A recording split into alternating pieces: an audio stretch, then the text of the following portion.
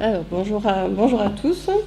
N'hésitez pas à me dire si, avec le temps, ma bouche s'éloigne du micro, parce que je risque de ne pas m'en rendre compte.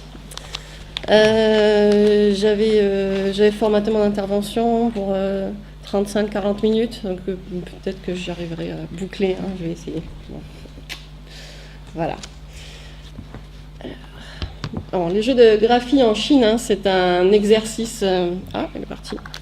C'est un exercice qui existe depuis très très longtemps, tellement longtemps qu'en fait on peut remonter à la Chine ancienne. Et les premiers exemples célèbres qu'on ait datent de l'époque des Han, ce qui est quand même assez vieux. Hein. Donc c'est une époque où on ne fait pas qu'écrire des choses très lettrées, c'est aussi une époque à laquelle on s'amuse avec les caractères chinois. Du coup, les Chinois n'ont pas attendu l'ère du numérique pour se lancer dans les jeux de graphie, bien évidemment, et fort heureusement. Mais ils ont su profiter des innombrables possibilités qui leur étaient offertes par le numérique pour faire évoluer un petit peu ces pratiques et ces manipulations de caractères et de radicaux composant ces caractères. Ce qu'il est intéressant de noter dans les jeux de graphie contemporains, c'est qu'ils s'inspirent grandement des graphies anciennes. Très souvent, d'ailleurs, ils utilisent les caractères sous leur forme traditionnelle et non pas simplifiée. Et également, il y a des jeux de graphie qui existaient avant et que les Chinois contemporains reprennent et modernisent. Voilà, donc on va débuter très rapidement par quelques jeux de graphie de la Chine ancienne. Pourquoi ? Parce que ça va nous permettre d'évaluer le degré de créativité des graphistes contemporains. Parce que vous allez voir que dans la Chine ancienne déjà, on a des choses assez extraordinaires. En guise d'échauffement, on va parler d'un caractère qui est l'un des caractères qui comporte le plus grand nombre de traits dans la langue chinoise. Et on va voir quand vous allez le visualiser. Vous allez vous demander si c'est un vrai caractère ou pas. Donc je vous pose la question. Combien de traits comporte le caractère le plus complexe de la langue chinoise ? C'est pas bien. Bien. Non, c'est pas bien. Mais tous les Chinois me répondent bien. Bon. Bien. Et étonnamment, en fait, c'est un caractère qui est simple à écrire, hein, puisque c'est un caractère qui combine 4 caractères du dragon, sous leur forme traditionnelle, bien évidemment. Oups. Et c'est un caractère qui se prononce je, Z-H-E, qui signifie bavard, pipelette. Et on ne le trouve plus dans les dictionnaires. Hein. Il est passé un petit peu à la trappe. Il a 64 traits. Bon. Mais il est facile à retenir pour l'écrire. Ce qui n'est pas le cas du fameux caractère bian que tout le monde me cite très souvent, qui est en nombre de traits inférieur au précédent, puisqu'il en a 56. Et qui par contre au niveau graphique est impossible, enfin très difficile à retenir. C'est un caractère dont certains doutent de l'existence réelle, hein, parce qu'on ne sait pas si c'est un véritable caractère. C'est le caractère bian qui est utilisé pour les fameuses nouilles qui sont cuites dans l'eau de la Wei qui traverse la province du Shaanxi. Hein. Il est resté célèbre pour être sur toutes les devantures du Bian Bian Mianqiao, justement dans le Shaanxi. Bon. Ce caractère m'intéresse très particulièrement parce que vous allez voir qu'il rejoint un jeu de graphie que je vais présenter tout à l'heure. Quand on le regarde, on n'a pas l'impression qu'il s'agit d'un véritable caractère. Hein. On a l'impression qu'on a combiné différents traits, différents caractères pour en former un nouveau. Et ça m'amène à une pratique qui existe réellement, qui consiste à regrouper des caractères indépendants pour donner l'illusion qu'il n'y en a qu'un. Ce jeu de graphie qui est ancien s'appelle un zhuzi. Vous pouvez trouver aussi le terme rezi wei ou le terme retizi. Ces caractères qui sont combinés ensemble pour donner l'illusion de n'en former qu'un sont à la base utilisés principalement pour les formules de bonheur, les vœux de bonheur, de prospérité. Ils prennent un essor considérable sous la dynastie des Han avec le travail des taoïstes. Les taoïstes qui sont très versés dans les pratiques alchimistes et qui vont créer des caractères étranges qui leur donneront une connotation magique et qui deviendront des talismans. Donc sous la dynastie des Han, les zuzhe sont essentiellement manipulés par les taoïstes.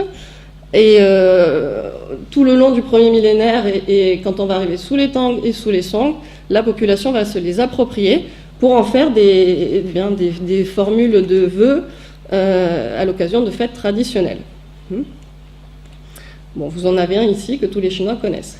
Ça, c'est un zuzhe. Le temps que je parle, je vous laisse deviner ce que c'est. Le zuzhe, concrètement, c'est quoi? C'est un jeu ancien qui consiste à mêler au minimum 2, bien sûr, mais ça peut aller, et après on monte jusqu'à 4 ou 5 parfois, pour donner l'illusion qu'il n'y en a qu'un. Voilà. Et le phénomène va se moderniser très rapidement au fil du temps dans la population et à l'époque contemporaine, chez les jeunes Chinois, et notamment chez les graphistes et dans le marketing. Bien, vous avez tous reconnu la formule de bonheur, le Zhou Cai Qin Bao, qui souhaite à la richesse de rentrer chez soi. Bien entendu, graphie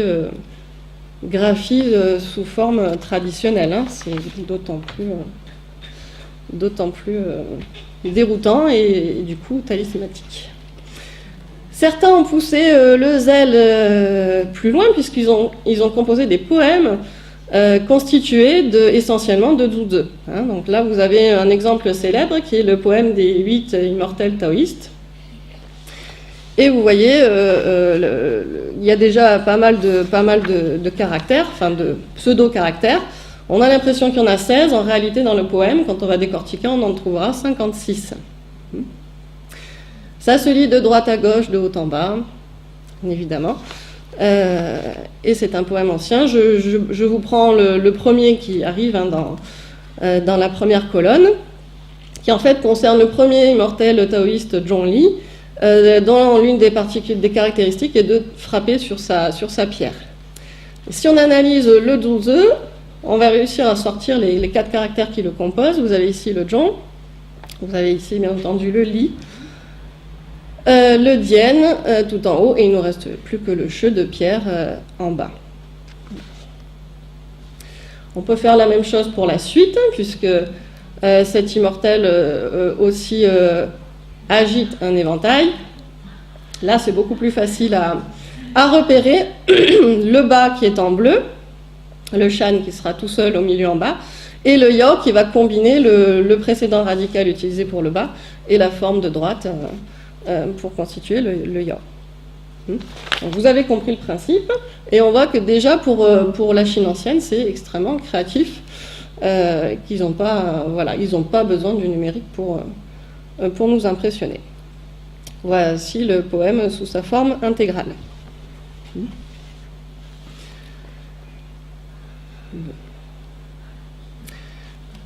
Et là, vous avez un exemple contemporain. Ce qu'on remarque quand on étudie les zuzhe de l'époque contemporaine, ou le hotizhe, ça dépend du terme que vous préférez, c'est qu'il dépasse rarement la combinaison de 2 caractères. 2, parfois 3, mais ils ne vont pas au-delà, alors que les Chinois de la Chine ancienne n'hésitaient pas à aller plus loin. La deuxième chose qu'on constate quand on étudie les zuzhe de l'époque contemporaine, c'est le sens de ces zuzhe, qui n'est plus un sens poétique ou de formules de vœux, etc. Ça concerne simplement des mots de la vie courante. Là, vous avez deviné? Oui, voilà. Aïtia. Donc, c'est pas un mot extrêmement, c'est pas un mot élégant, lettré, ni rien. Ça donne l'illusion d'être élégant et ancien, mais ça ne l'est pas. C'est-à-dire, ça a été, les jeunes se sont appropriés cette technique du zuzhe et on en fait quelque chose de beaucoup plus populaire qu'avant. Bon, ici, un autre exemple que j'ai trouvé. Je quitte la Chine continentale, puisque là, c'est une société taïwanaise, avec quatre étudiantes qui sont sorties diplômées de l'université de Mingzhuang en 2016 et qui ont réalisé toute une série de représentations. Et sur toutes ces séries, vous avez un doudou. Donc là, il est assez simple aussi puisque c'est juste la combinaison de deux caractères. Et ici, un autre qui est un peu plus drôle à l'occasion de l'année du coq, c'est-à-dire ce que vous devez faire cette année pour changer dans vos pratiques. Si on prend le premier, par exemple, c'est vous reconnaissez le Sun Yo. Il ne faut pas blesser vos amis, faire du mal à vos amis. Donc là, je trouve, sans vouloir me faire un juge trop sévère, que les Chinois de l'époque contemporaine ne valent pas les anciens. Mais ça n'a rien à voir avec mon amour profond dans la Chine ancienne. Si, peut-être pas assez objectif, je ne sais pas. Donc on passe à une deuxième pratique très courante dans la Chine ancienne. Ça, c'est une traduction que je propose, parce que je n'ai pas trouvé de traduction officielle en français ou en anglais. C'est ce qu'on appelle les shenzhi qi shi. On est encore dans la poésie. Je traduis par trait d'esprit, parce qu'en plus, ça joue sur le terme de trait, mais ce n'est pas une traduction officialisée. Et là, vous voyez qu'on a... donc l'original est à droite. L'original est à droite. Quand on voit ça, on se dit, mais qu'est-ce que c'est ? C'est sans doute un jeune qui s'est amusé sur son blog. Ça, pas du tout, vous voyez, c'est Su Dongpo qui a écrit ça. Donc on est sous la dynastie des Song, je vous laisse imaginer.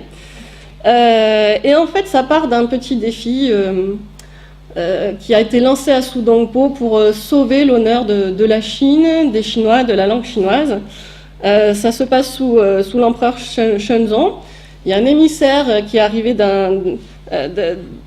du nord, des Khitan, et c'est un émissaire qui maîtrisait parfaitement la langue chinoise, à tel point que tous les académiciens, tous les lettrés n'arrivaient pas à rivaliser avec lui. Donc lui, c'était, pour des Chinois, franchement, on pourrait inventer des choses meilleures, etc.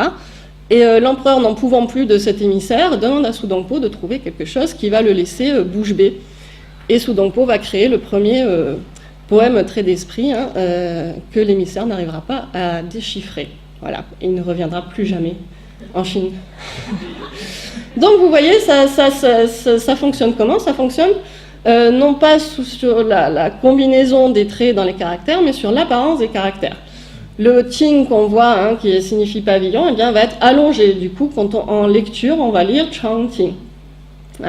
Le ting, par contre, qui est juste à côté, va être raccourci. Du coup, on le lira duan ting, etc. Bon, le lao, c'est évident, lao da, il est plus grand que les autres. Vous avez le caractère des nuages aussi, sur la deuxième colonne.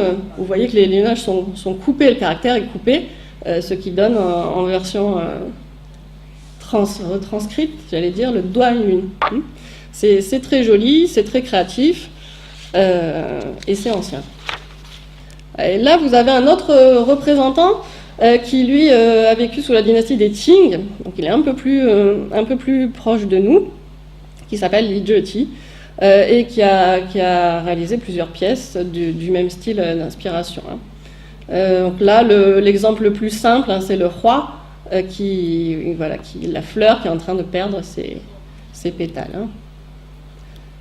Bon, c'est joli, c'est créatif, c'est poétique, et c'est un jeu de graphie. Voilà. Le qi écrit sous sa forme ancienne, et les liangang, les gang, c'est des unités de temps dans la Chine ancienne. Du coup, durant plusieurs heures. Bon. J'en suis du temps. Jusqu'à 4 heures. Voilà. Et là, vous avez un exemple contemporain qui s'appuie sur le numérique, mais je ne sais pas. Là, de nouveau, je suis un petit peu déçue parce que je trouve que ça ressemble beaucoup à ce qui se faisait déjà plus tôt. Donc, c'est pas mal, mais je pense qu'avec l'outil numérique, on pourrait aller encore plus loin dans cette création de Shanzhi Qishu. Peut-être que la frilosité des jeunes Chinois s'explique par la double difficulté qui est à la fois de trouver des inspirations graphiques et d'autre part d'avoir un don pour la composition poétique, hein, peut-être. Donc je poursuis, et là j'arrive dans un domaine où les Chinois de la Chine ancienne sont un petit peu laissés à l'abandon, puisque c'est dans le domaine du design graphique. Design graphique qui est très à la mode partout dans le monde et auquel la Chine, bien entendu, n'a pas échappé. Là, vous allez voir que la créativité est très vive dans ce domaine. Du coup, j'ai dû faire un choix. Comment j'ai fait ce choix? Je me suis intéressée aux quatre grands designers actuels. Donc 3 qui sont de la génération 90 et un qui est un peu plus âgé. Et j'ai regardé les travaux qu'ils ont réalisés ces 5 dernières années. Le design graphique au niveau de la graphie des caractères, dans un premier temps, ça va concerner une sorte de police de caractères, si vous voulez. On écrit les caractères, mais en ayant l'impression que c'est une graphie nouvelle, une forme à la rigueur de calligraphie nouvelle, etc. Donc là, celui-ci, on le reconnaît assez bien. Il est juste en dessous, en plus. Donc, Yishu Sheti, hein, c'est un peu le logo de l'entreprise, hein, c'est le graphisme artistique. Hein. Plus on va progresser, plus ça va être créatif. Hein. Là, c'est quasiment pareil, on reconnaît aussi. Hein, ce sera Zeti Sheti. Bon. Et celui qui suit est un peu plus difficile à déchiffrer. Là, on a l'impression, on ne sait pas, on pense que ce sont des caractères chinois, mais on n'est pas sûr, etc.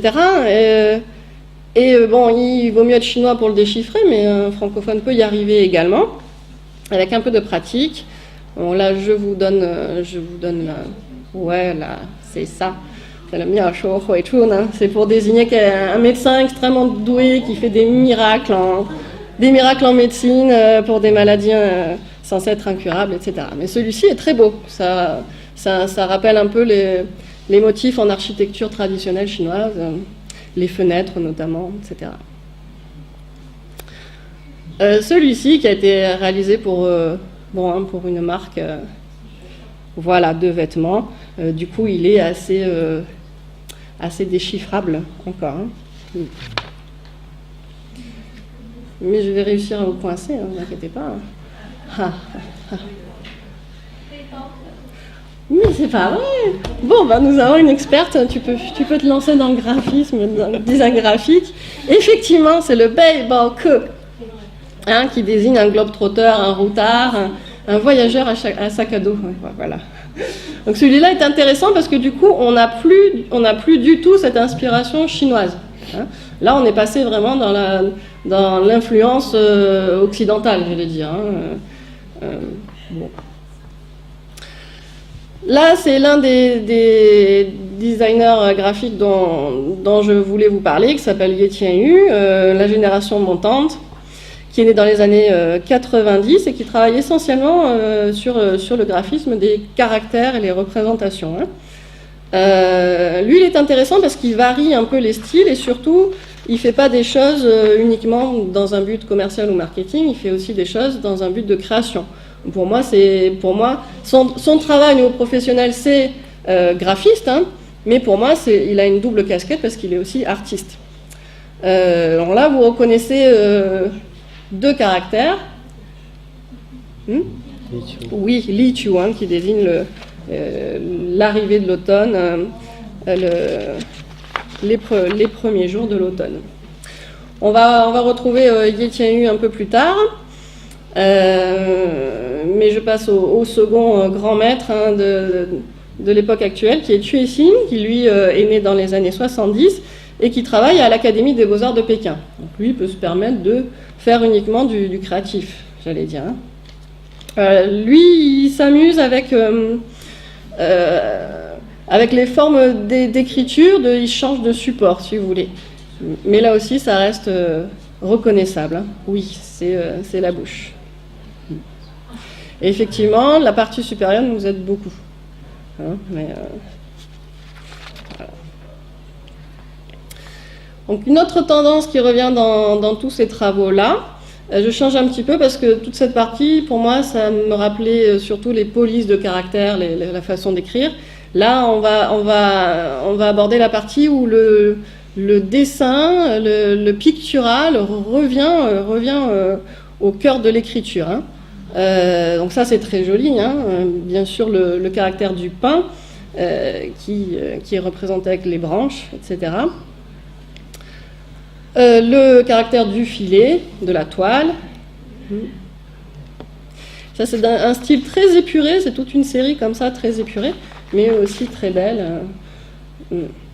Donc là, vous reconnaissez hein, le caractère du riz. Le mot qui désigne la grande ours hein, en chinois.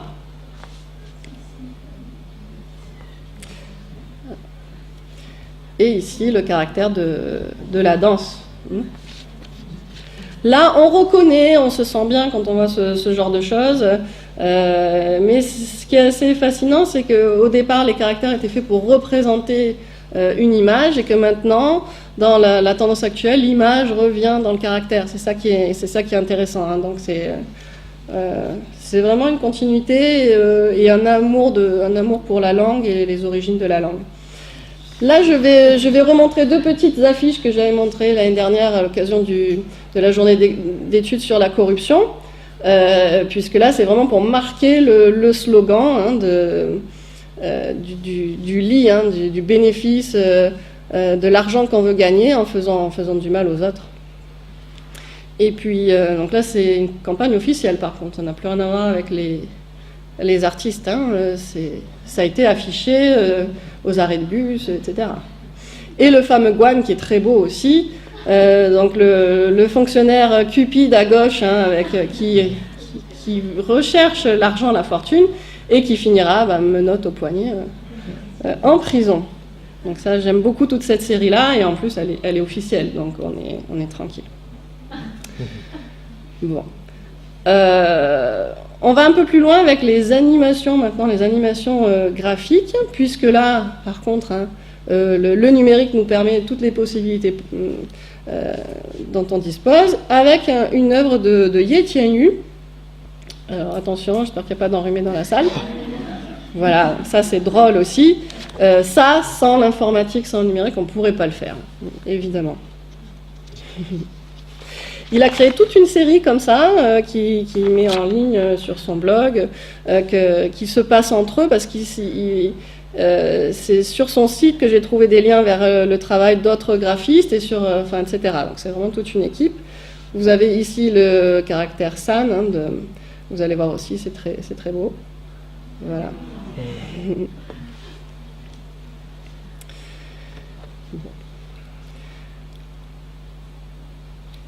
Et ici, le caractère du vent. On se doute bien de ce que ça va être, mais on le regarde quand même.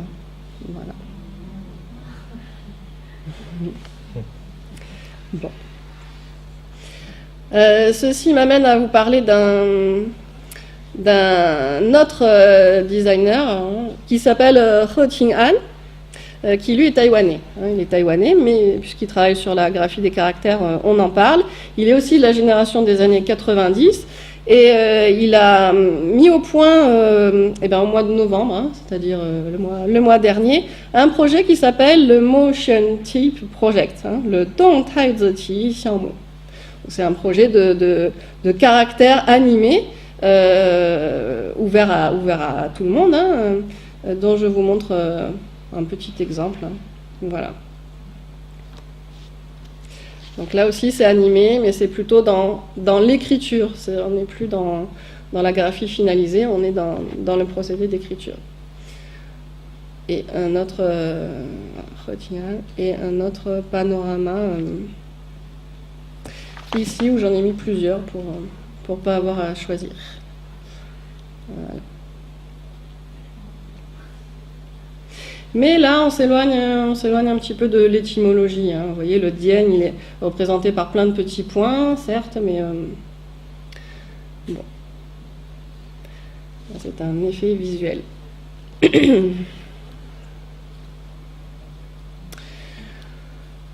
Et dans le même ordre d'idée que tout à l'heure, hein, du dessin qui se réinvite dans l'écriture, on a toute une série de créations qui, on va voir, s'inspirent des zuzhe pour le coup. Ce sont vraiment des caractères qui sont mélangés pour donner un dessin, et c'est le dessin final qui va être porteur de sens. Hein. Ça peut être dans le marketing, ça peut être dans le culturel, ça peut être dans le design graphique aussi. Là, c'est un caractère qui est très beau, qui à première vue représente un vase digne hein, de l'époque ancienne, mais qui en fait englobe deux caractères que vous repérez peut-être ou pas. En plus, il s'agit d'un musée, donc c'est encore mieux. Hein. C'est le musée du Sichuan. Et vous voyez que dans le ça pour moi, c'est un zuzhe. Ouais, on va dire un zuzhe de design graphique. Voilà, mais on a le chuan et au final on a le ding et toute cette portée symbolique et culturelle. Un autre exemple ici. Là c'est un mot que vous connaissez tous, c'est le début d'un mot que vous connaissez tous. On a également deux caractères qui sont combinés. Oui, c'est pour si dan. Voilà, donc le si et le dan qui vont être mélangés. Ici, donc toujours dans la culture, l'architecture, le tourisme. Hein, vous connaissez peut-être le Wuhan, c'est Da Wuhan. Voilà. C'est très beau aussi. Je vais y arriver. Oui. Et si on revient à He Tianyu, là c'est la dernière tendance que je vous présente. On n'est plus vraiment dans des zuzhe, puisque au final c'est pas un caractère qui est représenté, mais un dessin, une image. Là vous reconnaissez le vélo, et dans l'écriture du vélo, nous avons le zi, nous avons le xing, nous avons le che. Ça c'est très beau.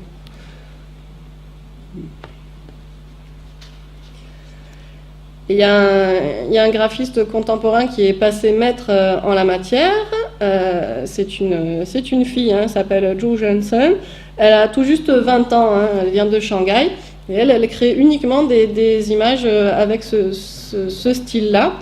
Donc là, on reconnaît hein, les caractères de l'aigle qui ouvre ses ailes pour voler. Mais on voit d'abord le dessin, on voit d'abord l'aigle avant de chercher les caractères. Alors que normalement, les caractères, ça devrait être le contraire. On devrait lire le caractère pour comprendre ce que ça désigne. Donc c'est ça qui est intéressant. Voilà. Très influencée par sa mère, hein, qui la faisait dessiner déjà toute petite, et puis ensuite, elle n'a fait que ça. J'ai choisi également d'autres exemples, dont celui-ci est animé en plus pour le typo. Voilà.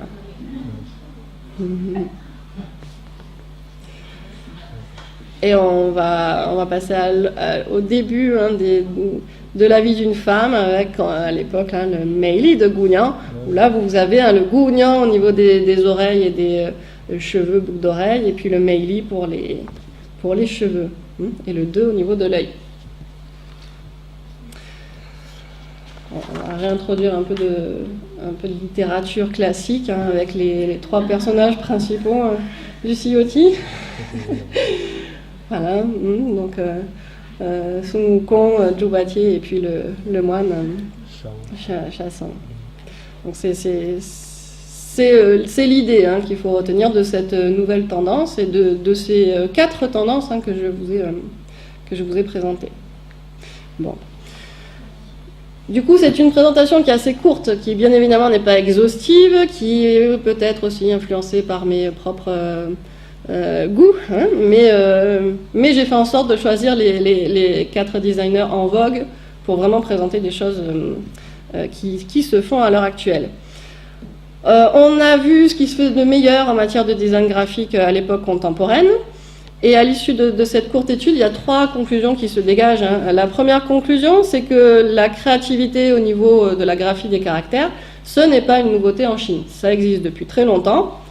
Et au final, eh bien, il apparaît que les designers chinois sont un peu trop timides, dans leur créativité. Ils pourraient aller beaucoup plus loin, et j'espère qu'ils vont aller beaucoup plus loin très bientôt. La deuxième conclusion à laquelle j'arrive, c'est justement ce retour du pictural dans l'écriture. Normalement, les caractères devraient être de plus en plus stylisés, et on revient paradoxalement au figuratif.